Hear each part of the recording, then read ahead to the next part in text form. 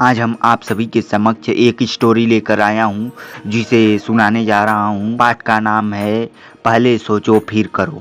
तो चलिए शुरू करते हैं। बच्चों, किसी कार्य को करने से पहले उसके विषय में अच्छी तरह जान लो और इस पर विचार करो कि इसका परिणाम कैसा होगा। इसके करने से लाभ होगा या हानि आदि। सोचने विचारने के बाद यदि कार्य उचित है तो करो, अनुचित है तो बिल्कुल मत करो, क्योंकि अनुचित कार्य हानि पहुंचाते हैं। बिगड़े हुए कार्य से हानि उठानी पड़ती है तथा लोगों की नज़र में हम केवल हंसी के पात्र बनकर रह जाते हैं। बहुत समय पहले की बात है कि नगर में एक सेठ माणिक चंद रहता था। वह बड़ा धार्मिक, ईश्वर भक्त तथा दान पुण्य करने वाला था।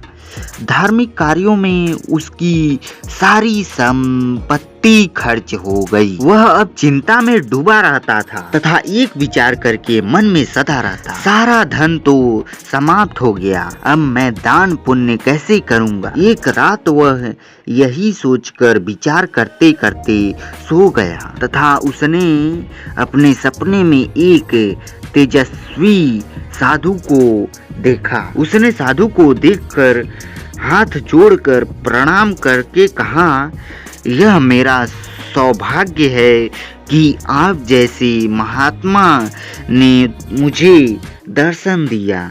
बताइए मैं आपकी क्या सेवा कर सकता हूँ। साधु ने सेठ को आशीर्वाद देकर कहा, माणिक, मैं तुमसे प्रसन्न हूँ। तुमने पुण्य का कार्य करके अपने लोक परलोक दोनों सुधार लिए हैं। बोलो क्या चाहते हो। सेठ विनय पूर्वक बोला, महात्मन, मेरे पास दान पुण्य करने के लिए धन संपत्ति नहीं बची, अब मैं गरीबों की सहायता कैसे करूंगा। साधु ने कहा, माणिक, तुम चिंता मत करो, मैं कल इसी साधु रूप में तुम्हारे पास आऊंगा। तुम एक डंडे से मुझे छू देना, मैं सोने के ढेर से परिवर्तित हो जाऊंगा।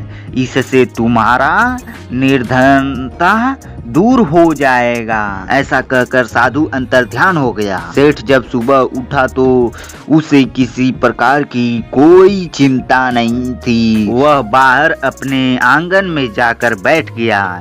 इतने में वहाँ नाई आया और उसकी दाढ़ी बनाने लगा।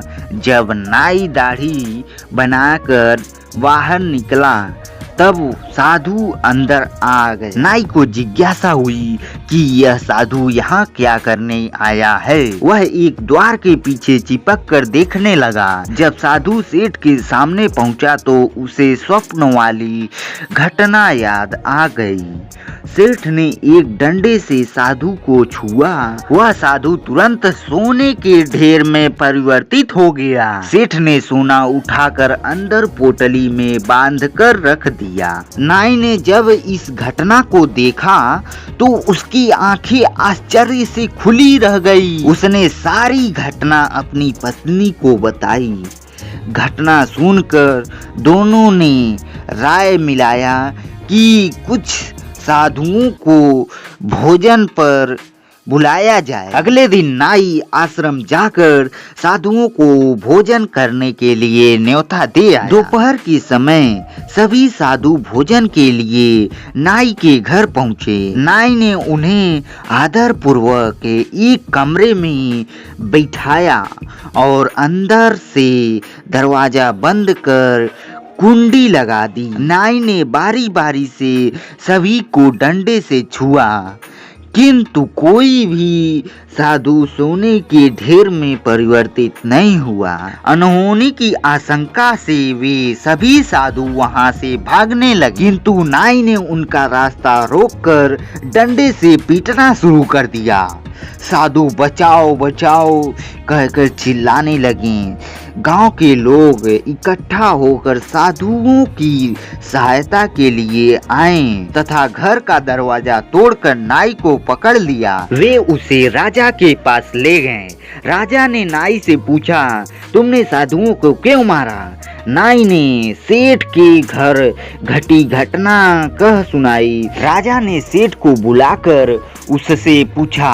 सेठ ने कहा, महाराज वह साधु चमत्कारी था, इसलिए डंडा छूने मात्र से ही वह सोने के ढेर में परिवर्तित हो गया। राजा ने अपना फैसला सुनाया। नाई ने लालच में आकर साधुओं की पिटाई की, इसलिए नाई को मृत्यु दंड दिया जाता है। शिक्षा, एक सही उद्देश्य के द्वारा ही सफलता को प्राप्त किया जा सकता है। तो इस कहानी से सीख यही मिला है। तो आप सभी इस वीडियो को लाइक और शेयर करें और चैनल को सब्सक्राइब करना ना भूलें। तो जल्दी करें, फिर मिलेंगे अगले वीडियो में। जय हिंद, जय भारत।